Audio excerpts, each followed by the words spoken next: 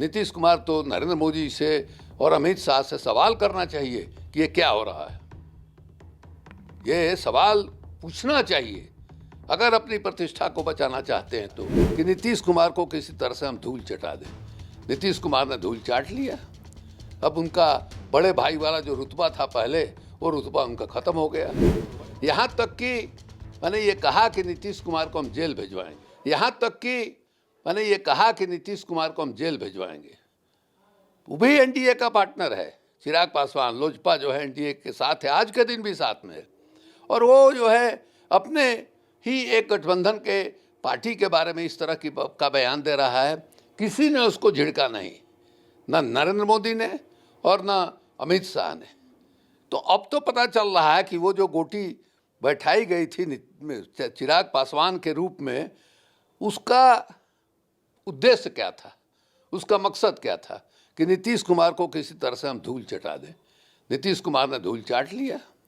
अब उनका बड़े भाई वाला जो रुतबा था पहले, वो रुतबा उनका खत्म हो गया। बड़े भाई से छोटे भाई के रूप में, वो भी छोटे भाई में भी और ज़्यादा छोटे भाई के रूप में आ गए। अब रूप में आ गए तो अब उनको जो है औकात बताना इन लोगों ने शुरू किया है। अब नीतीश जी पर निर्भर करता है, नीतीश जी क्या स्टैंड लेते हैं। अब ये नहीं कह रहे हैं कि नीतीश जी को इसी बात पर छोड़ देना चाहिए। कम से कम सार्वजनिक रूप से अपनी प्रतिष्ठा को बचाने के लिए नीतीश कुमार तो नरेंद्र मोदी से और अमित शाह से सवाल करना चाहिए कि ये क्या हो रहा है। ये सवाल पूछना चाहिए अगर अपनी प्रतिष्ठा को बचाना चाहते हैं तो। अगर मौन रह करके इसको कबूल कर लेते हैं नीतीश कुमार, इसका मतलब अब संदेश है कि आप कुर्सी पर हर तरह से अपमान सहने के बावजूद भी बैठे रहना चाहते हैं।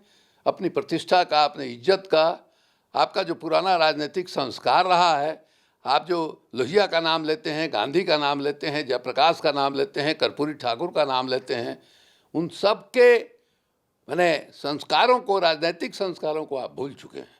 और एक ही संस्कार आपके अंदर बैठा हुआ है, किसी तरह से कुर्सी पर बैठे रहो, चाहे इसके लिए जो भी अपमान झेलना पड़े वो झेलें। मतलब बीजेपी नीतीश को जलील कर रही है। जी, बीजेपी नीतीश को जलील कर रही है। तो दूसरा क्या इसका अर्थ निकलता है सिवाय इसके कि वो जलील कर रही है।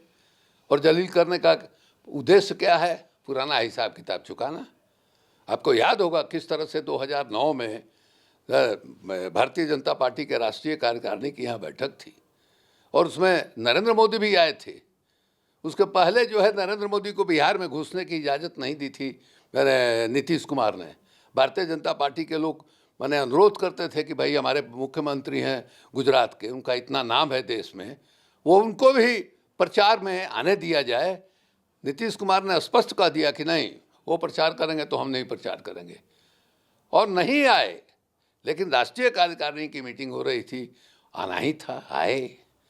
तो शिष्टाचार के नाते नीतीश कुमार जी ने राष्ट्रीय कार्यकारिणी के तमाम सदस्यों को अपने घर में यानी मुख्यमंत्री आवास में भोज के लिए न्योता दिया।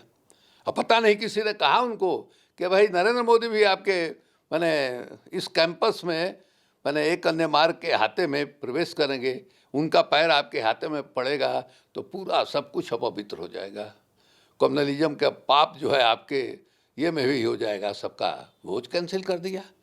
हमारे यहाँ कहा जाता है देहात में कि सामने पत्तल रख के और उसको खींच लेना, इससे बड़ा अपमान नहीं हो सकता है। हम उस समय नीतीश कुमार के साथ थे। हम जो है दिन में नहीं थे जिस समय भोज कैंसिल किया गया।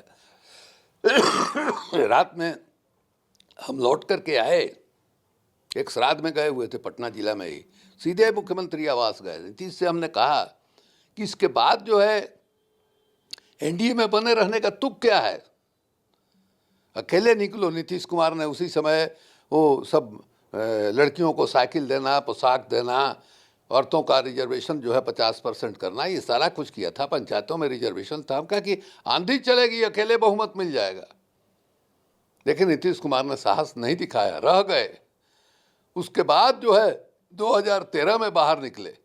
2014 का लोग लगातार इस बीच में नरेंद्र मोदी के खिलाफ बोलते रहे। आप देखिएगा पार्टी के नेशनल एग्जीक्यूटिव में, पार्टी के फोरम से या कहीं भी जब भी मौका मिला उन्होंने नरेंद्र मोदी की आलोचना की, भाजपा की आलोचना नहीं। लाल कृष्ण आडवाणी की आलोचना नहीं।